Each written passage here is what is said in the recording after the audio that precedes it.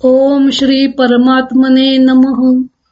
ज्ञानदेवांचा आत्मसंवाद प्रकरण पहिलं, शिवशक्ती समावेशन. शिवशक्ती समावेशन प्रकरणाचे समालोचन भाग 10. पहिल्या प्रकरणातील दृष्टांत योजना भाग 2. दृष्टांत. शिवशक्ती भेदप्रवाह निर्माण करून आत्मसुखाचे वैरी होतात व पुन्हा आलिंगन देऊन एकरूप होतात व सर्व भेद मिटवून पुन्हा सुखरूप होतात. जणू काही भेदरूपी शिरा खाऊन टाकतात. सगळा भेदच खाऊन टाकल्यावर त्यांना वंदन करणारे ज्ञानदेव तरी वेगळेपणे कसे उरणार? सगळी रात्रच झाली की दृष्टीला पाहायला शिल्लक काय राहणार?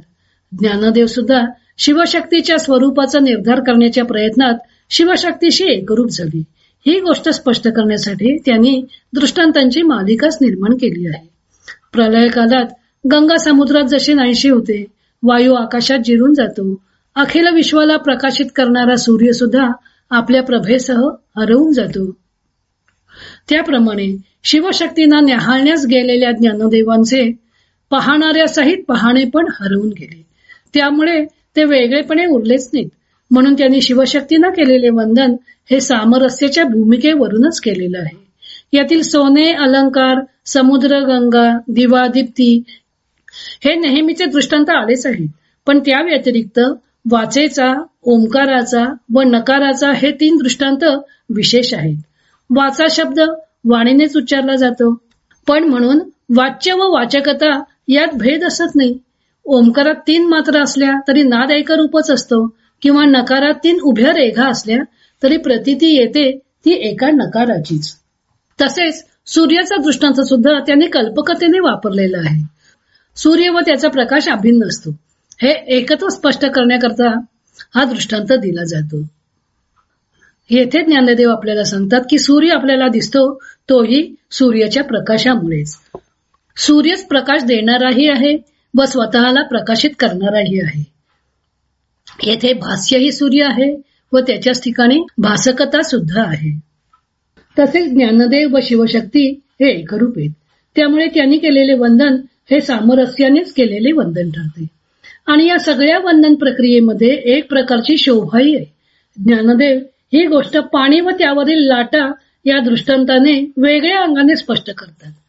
लाटा आणि पाणी एकरूपच आहेत, पण त्या फेसाळलेल्या लाटामुळे पाण्याला शोभा येते. जणू काही पाणी लाटारूपी फुलाने स्वतःलाच सुशोभित करते. आपल्याच लाटारूपी कळ्यांचा सुगंध हुमते. यात ऐक्याचे मुद्दलही कायम राहते आणि वर साजिरेपणाचा लाभही होतो. तसेच ऐक्याने केलेल्या वंदनामुळे वंदन केल्याचे पुण्य मिळणे हा अधिक लाभही होतो. हे ऐक्य आपल्याला कशामुळे प्राप्त झाले आहे ते सांगताना ज्ञानदेव म्हणतात की बुद्धी त्यागे देवो देवी वंदिली मिया. आपण अहमबुद्धीचा त्याग केल्यामुळे एकरूपत्व प्राप्त केले व सामरस्य भावाने देवोदेवीनं वंदन केले. अहम भावाचा आरसा समोर होता तोपर्यंत बिंब प्रतिबिंब भावाप्रमाणे शिवशक्ती वेगळे व ज्ञानदेव वेगळे असं भासत होतं. पण अहंकाराचा आरसा दूर केल्यावर बिंब प्रतिबिंबात सामावून गेलं. वायूमुळे पाणी व लाटा असा भेद होतो. वायू वाहायचा थांबला की लाटा पाण्याशी एकरूप होतात. किंवा निद्रा असेपर्यंत स्वप्न व जागृती असा भेद निर्माण होतो. पण निद्रा त्यागाने अखंड जागृती येते. येथे आरसा, वारा आणि निद्रा म्हणजे जणू काही भेद निर्माण करणारा अहंकार आहे. आणि तो अहंकार नष्ट झाला की मूळचं ऐक्य तसंच आहे. तेव्हा समुद्राशी एकरूपता प्राप्त करण्यासाठी मिठाप्रमाणे अहमभावाचा त्याग केला पाहिजे. ज्ञानदेवाने आपल्या अहमभावाचा त्याग केला, त्यामुळं शांभवी स्थिती प्राप्त करू शकले. केळीची सोपटे दूर केल्यावर त्यातील पोकळी आकाशात विलीन होती. त्याप्रमाणे देहोहम, जीवोहम, सोहम ही सोपटे दूर केली की आत्मस्वरूप अचल अखंड असा आहेच. अशा प्रकारे दृष्टांत योजना करून त्यांनी शिवशक्तीचे रूपक उठावदार केलं आहे. या वर्णनात काही दृष्टांतांची विभक्ती झालेली आहे असं वाटतं, परंतु प्रत्येक ठिकाणी छटा वेगळी आहे. उदाहरणार्थ दिवा. दिव्याचा दृष्टांत 3 वेळे आलाय, परंतु शिवशक्तीचे ऐक्य सांगण्यासाठी त्यांनी 2 दिव्यांचा प्रकाश एकच असतो हा संदर्भ घेऊन शिवशक्तीचं ऐक्य सांगितलं. दिव्याचा प्रकाश गोळा करायला जावं तर दिवाच हाती यावा, त्याप्रमाणे शक्तीचा शोध घ्यायला जावं तर शिवत्वच हाती येतं असं सांगितलं. तर दिव्याच्या तेजाने दिवा वेढलेला असला तरी त्यामुळे दिवा झाकून राहत नाही, त्यात काही कमतरता असत नाही, असे वेगळ्या अंगाने शिवशक्तीचे एकत्व सिद्ध केलं आहे. आरसा हा बिंब प्रतिबिंब भाव निर्माण करून दोन मुखे दाखवत असला तरी प्रत्यक्षात मुखे काही दोन होत नाहीत. त्याप्रमाणे एकच परमात्मा शिवशक्ती रूपाने दिसत असला तरी त्याचे एकत्व मोडत नाही. शिव झोपलेला असतो किंवा लपलेला असतो तेव्हाच शक्ती कार्यरत होऊ शकते. दोघे एकमेकांपुढे येऊच शकत नाहीत, कारण एकमेकांपुढे आले की एकरूप होतात. त्यामुळे शिवाला व शक्तीला पाहायचे असेल तर त्यांना एकमेकांचे आरसे व्हावे लागतं, असे त्यांनी आरशाच्या दृष्टांतानं स्पष्ट केलं आहे. तसेच आरशाचा त्याग केला की प्रतिबिंबाचा त्याग होऊन मुख व प्रतिबिंब एक होते. त्याप्रमाणे जीवाला परमात्म्यापासून वेगळा करणाऱ्या अहमभावाचा त्याग केला की आत्मा परमात्मा एकरूप होतात. अशा प्रकारे आरशाच्या दृष्टांतातून सुद्धा त्यांनी हे 3 मुद्दे स्पष्ट केले आहेत. ओंकार, नकार व वाचा हे 3 दृष्टांत तर सर्वथैव अभिनव अशा स्वरूपाचे आहेत. अद्वैताचा धागा. या सर्व वर्णनात अद्वैताचा धागा अनुस्यूत आहे. द्वैताच्या आवडीने शिवशक्ती एकमेकांना प्रकट करतात. एकमेकांचा वियोग होऊ नये म्हणून प्राणपणाने झटतात. जगा एवढे बाळ येते, मग त्या दोघांचा संसार 3पणाने युक्त होतो. विश्वात बहुरूपाने सोहळा साजरा होत असतो, पण मूळ स्वरूपात द्वैताची निशाणीही नसते.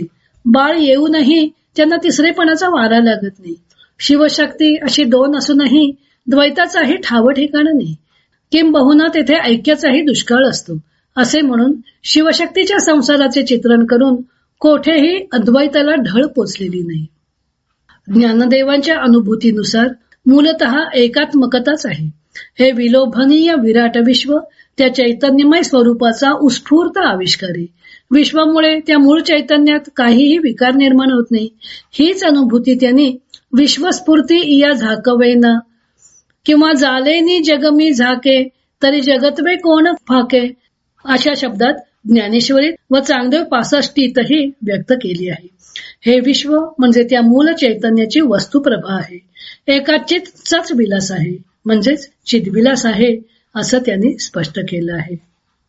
तेव्हा या विश्वरूपी आविष्काराचा वेध घेतच त्याच्या मूलाधाराचे आकलन करून घेणे शक्य असल्यामुळे त्यांनी शिवशक्तींचा वेध या पहिल्या प्रकरणात घेतलेला आहे.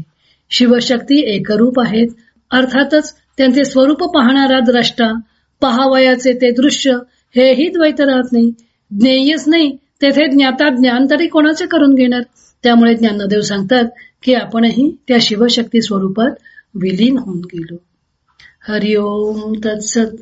शिवशक्ती प्रकरण समाप्त होत आहे. इतर अनेक ग्रंथांचा आधार घेऊन संत ज्ञानदेवांच्या अमृतानुभव या ग्रंथाचं लेखन व वाचन सौ मनीषा अभ्यंकर मिरज यांनी केलं आहे. हरिओम तत्सत.